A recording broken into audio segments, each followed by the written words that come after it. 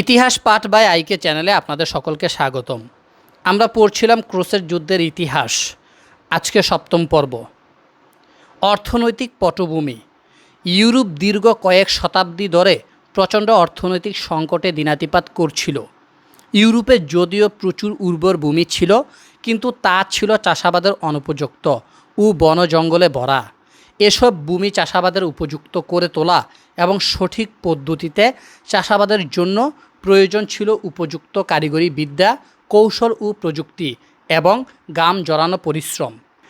কিন্তু ইউরোপের মূর্খতাপূর্ণ পরিবেশে, বিশেষ করে কনকনে শীত ও তুষারপাত বিশিষ্ট উত্তরাঞ্চলে এসব কিছুই ছিল না। তাছাড়া ইউরোপের দুর্বল যোগাযোগ ব্যবস্থা, রাস্তাঘাটের স্বল্পতা ও বিচ্ছিন্নতা ও কৃষিবান্ধব পরিবেশ তৈরির ক্ষেত্রে অন্তরায় ছিল। এ কারণে এমনকি ব্যবসার উদ্দেশ্য এক স্থান হতে অন্য স্থানে খাদ্য সামগ্রী পৌঁছানো সম্ভব হতো না। ফলে যে কোনো দুর্যোগপূর্ণ সময়ে আঞ্চলিক খাদ্য উৎপাদন হ্রাস পাওয়ার অনিবার্য পরিণতি হতো দুর্ভিক্ষ ও গণপ্রাণহানি। কখনো কখনো এ ধরনের দুর্ভিক্ষ লাগাতার কয়েক বছর স্থায়ী হতো। ফলে গ্রামের পর গ্রাম, জনপদের পর জনপদ বিলীন হয়ে যেত। এর সঙ্গে যখন যুক্ত হতো রোগ ব্যাধি ও মহামারীর প্রাদুর্ভাব এবং সুচিকিৎসার অনুপস্থিতি, তখন মৃতের সংখ্যা বহুগুণে বৃদ্ধি পেত। এসব কারণে ইউরোপীয় সমাজে দরিদ্র ও কৃষক শ্রেণীর লোকেরা অত্যন্ত কষ্টের সংকীর্ণ পরিবেশে জীবনযাপন করত। তাদের অনুভূতি জুড়ে ছিল সার্বক্ষণিক হতাশা ও নিরাশা। এর সঙ্গে যুক্ত করুন কৃষকদের উপর আরোপিত বিশাল অঙ্কের করের বোঝা। তাহলে সহজে অনুমান করতে পারবেন যে সমকালীন ইউরোপীয় কৃষক শ্রেণী কী পরিমাণ দুর্ভোগ ও ক্লেশ সহ্য করত। একাদশ শতকের শেষ ভাগে, বিশেষভাবে ক্রুসেড যুদ্ধের পূর্বের 10 বছরে উত্তর ফ্রান্স ও পশ্চিম জার্মানি সহ খ্রিস্টান ইউরোপ জুড়ে হয়েছিল প্রাণঘাতী ভয়াবহ দুর্ভিক্ষ।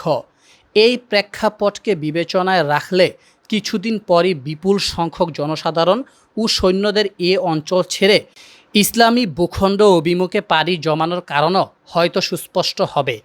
অর্থাৎ তৎকালীন ইউরোপের পরিস্থিতি এতটাই শোচনীয় ছিল যে বেঁচে থাকতে চাইলে তাদের এমন কোথাও পালিয়ে যাওয়া অপরিহার্য ছিল, যেখানে খাবার ও পানীয় রয়েছে, হোক সে জায়গায় শত কিংবা হাজার মাইল দূরে।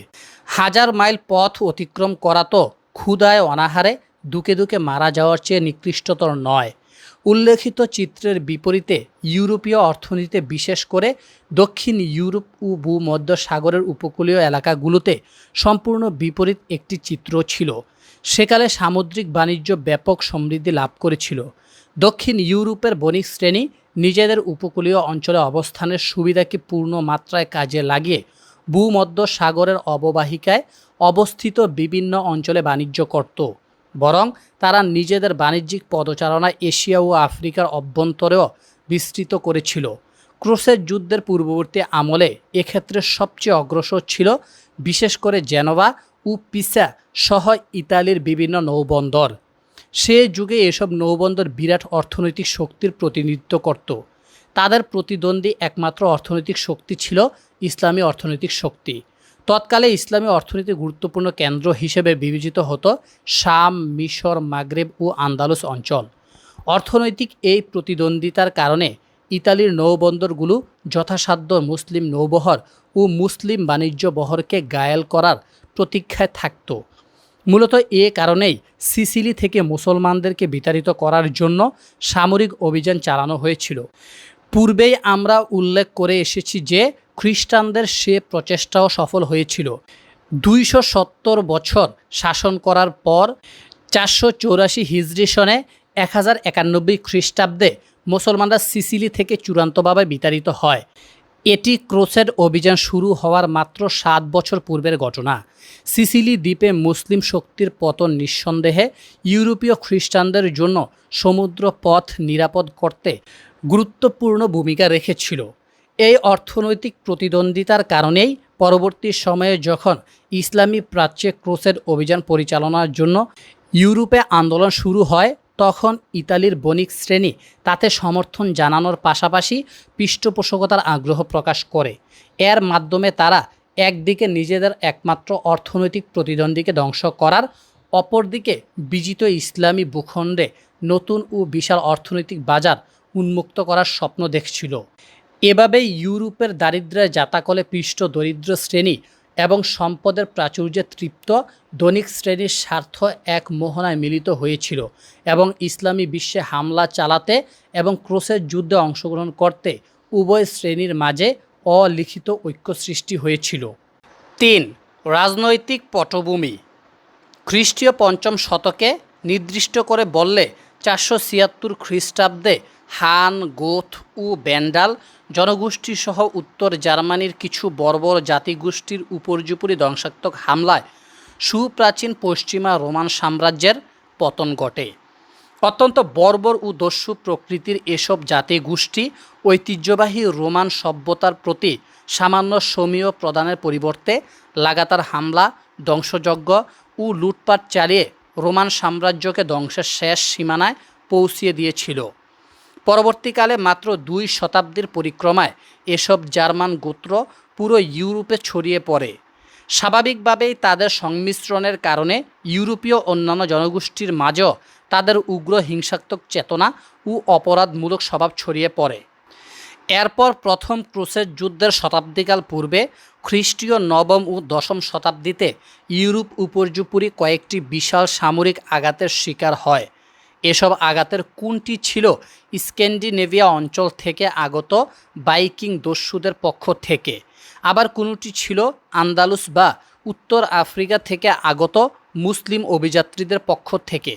এভাবে লাগাতার আক্রমণ ও আক্রান্ত পরিস্থিতি ইউরোপীয় জনগোষ্ঠীর মাঝে ধীরে ধীরে যুদ্ধাংদেহী মনোভাব বৃদ্ধি করে এবং তাদের মন মানস সামরিক মানসে রূপান্তরিত হতে থাকে। সে যুগে ইউরোপের চোখে অশ্বারোহী যোদ্ধার সাজ ছিল একজন মহান ও অভিজাত ব্যক্তির রূপ। ইউরোপের অভ্যন্তরে এই চারিত্রিক ও মানসিক পরিবর্তনের অনিবার্য দাবি ও অবশ্যম্ভাবী পরিণতি ছিল বিভিন্ন জাতি গোষ্ঠী পরস্পর বিরোধ ও সংঘর্ষে জড়িয়ে পড়বে। বাস্তবেও তাই ঘটে। সাম্রাজ্য বিস্তার ও কর্তৃত্ব প্রতিষ্ঠার লালসা চরিতার্থ করার প্রচেষ্টাকে কেন্দ্র করে ইউরোপের বিভিন্ন দেশের মধ্যে শুরু হয় রক্তক্ষয়ী সংঘাত ও সংঘর্ষ। এক পর্যায়ে ইউরোপে সামন্তবাদের উত্থান ঘটে এবং ইউরোপীয় রাষ্ট্রগুলো ক্ষুদ্র ক্ষুদ্র বিচ্ছিন্ন করদ রাজ্যে পরিণত হয়। প্রতিটি করদ রাজ্য একজন জমিদার বা সামন্তের অধীনে পরিচালিত হতো।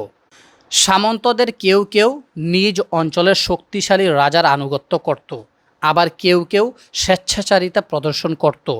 অন্যের ভূমি দখল করার উগ্র মানসে এসব সামন্তের মধ্যে সব সময় চলত পারস্পরিক হানাহানি লড়াই।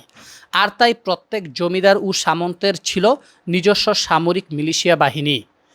এভাবে এক একটি রাষ্ট্রের অভ্যন্তরে অনেকগুলো ক্ষুদ্র রাষ্ট্র ও বিবদমান সামরিক শক্তির সৃষ্টির কারণে পুরো ইউরোপ জুড়ে এক বিশৃঙ্খল ও অরাজক পরিস্থিতি তৈরি হয়েছিল। এর ফলে স্বাভাবিকভাবেই রোমের গির্জা বিরোধ বিসংবাদে লিপ্ত এসব শক্তির উপর নিয়ন্ত্রণ হারিয়ে ফেলেছিল। পরিস্থিতির সবচেয়ে বেশি অবনতি হয়েছিল ফ্রান্সে। বাস্তব অর্থে তখন ফরাসি রাজার নিজ দেশের উপর কোনো নিয়ন্ত্রণই ছিল না। দেশের কর্তৃত্ব ছিল বিভিন্ন সামন্তের হাতে। এক দেশ পরিণত হয়েছিল ক্ষুদ্র ক্ষুদ্র ইমারত ও রাজ্যে। প্রতিটি রাজ্যের ছিল নিজস্ব বাহিনী। জার্মানির পরিস্থিতি অবশ্য ফ্রান্সের তুলনায় কিছুটা সহনশীল ছিল। জার্মানিতে তখন শাসন ক্ষমতা ছিল শক্তিশালী রাজা তৃতীয় হেনরির হাতে। তৃতীয় হেনরির মৃত্যুর পর শাসনভার গ্রহণ করেন তার পুত্র চতুর্থ হেনরি। এটি ক্রুসেড যুদ্ধের অব্যবহিত পূর্বে একাদশ শতাব্দীর মধ্যভাগের কথা। এই দুই শক্তিমান শাসকের দৃঢ়তাপূর্ণ শাসনের কারণে জার্মানির পরিস্থিতি তুলনামূলক স্বাভাবিক ছিল। অবশ্য এ সময় পোপের সঙ্গে রাজা চতুর্থ হেনরি বিরোধের ঘটনা ঘটে, যার কথা আমরা পূর্বেও আলোচনা করেছি। এই বিরোধ প্রতিক্রিয়া আমরা পরবর্তী ঘটনা প্রবাহ লক্ষ্য করব। ইংল্যান্ডেও তখন একজন শক্তিশালী শাসকের আবির্ভাব ঘটেছিল। তিনি হলেন প্রথম উইলিয়াম বা দিগ্বিজয়ী উইলিয়াম। কিন্তু সে সময় ইংল্যান্ডের অর্থনৈতিক পরিস্থিতি ছিল ভঙ্গুর প্রায়। ফলে পুরো ইউরোপের কথা চিন্তা করার পরিবর্তে ইংল্যান্ড তখন নিজেকে নিয়েই ব্যতিব্যস্ত ছিল।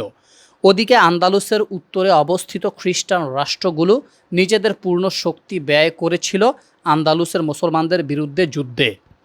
এ সময় ইউরোপের পশ্চিম প্রান্তে সর্বশেষ সামরিক শক্তি হিসেবে আবির্ভূত হয়েছিল ইতালি। আক্ষরিক অর্থেই ইতালি তখন অত্যন্ত শক্তিশালী একটি সামরিক শক্তি হিসেবে বিবেচিত হতো। এক্ষেত্রে বিশেষভাবে উল্লেখ করতে হয় নরম্যান জনগোষ্ঠীর কর্তৃত্বে থাকা দক্ষিণ ইতালির অঞ্চলগুলোর কথা। রবার্ট গুয়েসকার্ড নামক অত্যন্ত শক্তিশালী ও তীব্র সাম্রাজ্যবাদী চেতনা লালনকারী জৈনক নেতার উক্ত অঞ্চলে আবির্ভাব ঘটার পর ইতালি ঐতিহ্যবাহী বাইজেন্টাইন সাম্রাজ্যের সঙ্গে সরাসরি যুদ্ধ করার পর্যায়ে উপনীত হয়। রবার্ট গুয়েসকার্ড বাইজেন্টাইন সাম্রাজ্যের কাছ থেকে বলকান অঞ্চলের কর্তৃত্ব কেড়ে নিতে সক্ষম হন। এমনকি প্রথম বাইজেন্টাইনদের ও পরে সেলজুকদের অধিকারে থাকা অ্যান্টিওক অঞ্চল দখল করার জন্য ইতালিয়ান নরম্যানরা প্রথমবারের মতো যেসব প্রচেষ্টা চালায় সেগুলোর পরিকল্পনা ও তত্ত্বাবধানও তারই ছিল। রবার্ট গুয়েসকার্ডের পুত্র বুহেমন্ড এসব অভিযানে সরাসরি নেতৃত্ব দান করেন। এই বুহেমন্ডই ছিলেন পরবর্তী সময়ে সংগঠিত প্রথম ক্রুসেড অভিযানের অন্যতম সেনাপতি।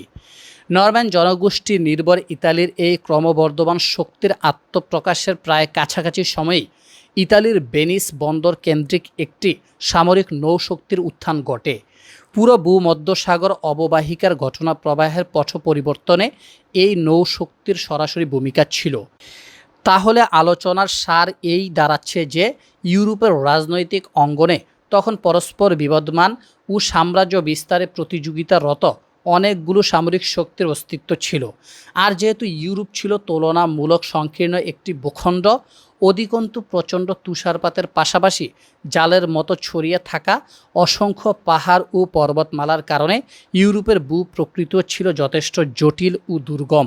তাই স্বাভাবিকভাবে ইউরোপের উচ্চাভিলাষী অনেক নেতার মাথায় ইউরোপের বাইরে সাম্রাজ্য বিস্তারের চিন্তা উকি দিতে থাকে।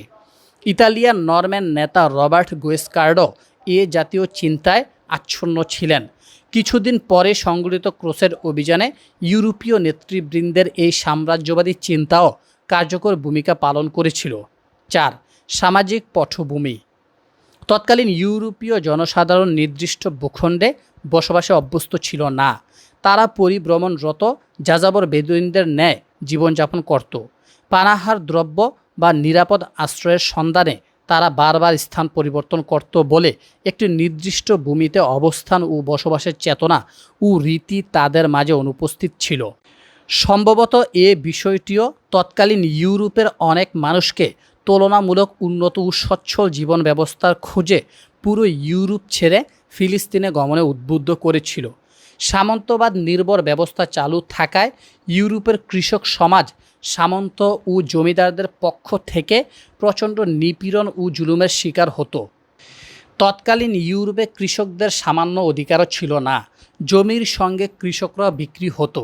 একই সঙ্গে মালিক বদল ঘটত ভূমি ও ভূমি শ্রমিকের। জমিদারদের প্রাচুর্য ও সমৃদ্ধি নিশ্চিতকরণের পেছনেই কৃষকদের রক্ত পানি হতো। এর ফলে ইউরোপীয় কৃষক সমাজে ধীরে ধীরে ভূমি মালিক ও সামন্তদের প্রতি ক্ষোভ সঞ্চারিত হতে থাকে। কিন্তু এ সংকট থেকে নিষ্কৃতির কোনো সুযোগ দূরে থাক, স্বপ্ন ও আশাও তাদের মানসপটে ছিল না। কেবল এই শোষণ ও লাঞ্ছনাকর জীবন ব্যবস্থাই নয়, পুরো ইউরোপ তখন নিরক্ষরতার অন্ধকারে নিমজ্জিত ছিল। মূর্খতা ও শিক্ষা বিমুখতার শিকার ছিল সমাজের বিশেষ ও সাধারণ উভয় শ্রেণী। জ্ঞান ও জ্ঞান চর্চার প্রতি সামান্য আকর্ষণ ও অনুরাগ সমকালীন ইউরোপে ছিল না। এই জ্ঞান দীনতা ও পশ্চাৎপদতার কারণে যে কোনো চিন্তাধারা বা অনুপ্রাণিকা অতি সহজে তাদের উপর প্রভাব বিস্তার করতে পারত। তাদের সামনে কেউ কোনো চিন্তাধারা তুলে ধরলে সেটি ভালো না মন্দ, তার পরিণতি বা কী হতে পারে, এসব বিশ্লেষণ করার মতো বুদ্ধি, মনোবৃত্তি বা মানসিক যোগ্যতা তাদের ছিল না।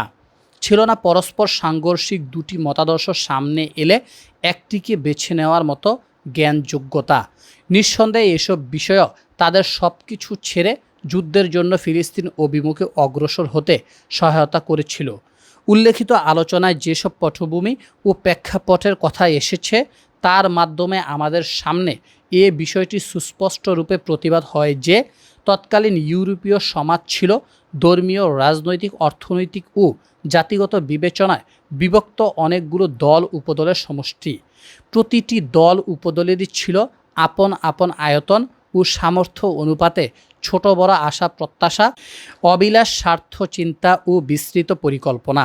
সুতরাং প্রিয় পাঠক, এই শততা বিভক্ত ইউরোপিয়ান জাতি গোষ্ঠীর মাঝে যদি এমন কোনো ব্যক্তির আত্মপ্রকাশ ঘটে যিনি তার জাদুকরী যোগ্যতা বলে সকলের বিভিন্নমুখী চিন্তা চেতনাকে এক অভিন্ন উদ্দেশ্য পরিচালিত করতে সক্ষম হবেন এবং বস্তুগত ও বুদ্ধিগত স্তরে ভিন্নতা সত্ত্বেও সকলকে দাবিত করবেন এক লক্ষ্য পানে, সবাই ছুটে যাবে অভিন্ন গন্তব্য অভিমুখে নিজেদের সৌভাগ্যের সন্ধানে, তাহলে নিশ্চিত করেই কি তা চরম বিস্ময়ের বিষয় হবে না?